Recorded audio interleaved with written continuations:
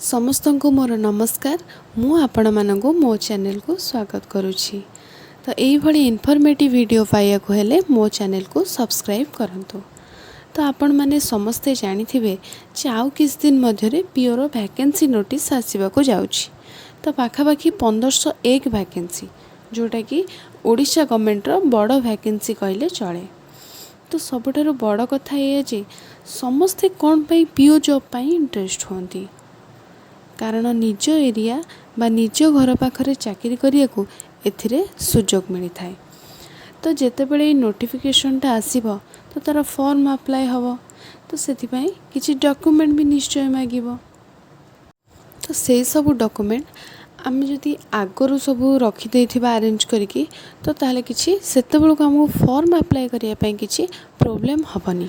आजिर एही वीडियो रे मु आपण माननको एही डॉक्यूमेंट विषय रे कहिबी।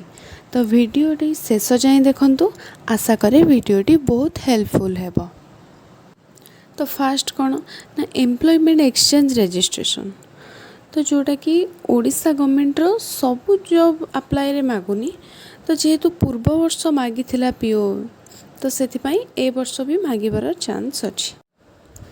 तो आउट अछि सर्टिफिकेट ऑफ पासिंग ओडिया, तो जोटा कि कौन ना सीबीएसई और आईसीएसई पिला जो सब इंग्लिश मीडियम पिला, तो से गोटे कंपलसरी ओडिया सब्जेक्ट रे से माने स्कूल लेवल ले पास आउट करथिबा दरकार।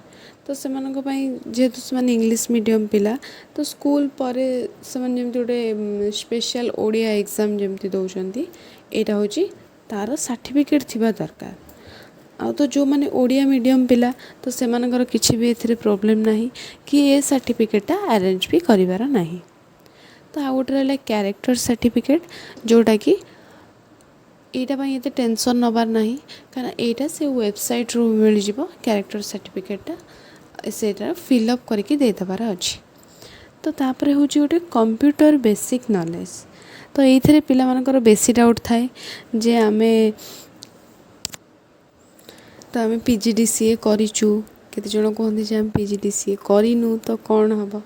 तो देखो पीओ रे तो स्किल टेस्ट कंपलसरी, तो से कंप्यूटर बेसिक नॉलेज थिबा दरकार आपण मान बाहर। तो आशा करे आपण मान वीडियोटी बहुत भल लगी।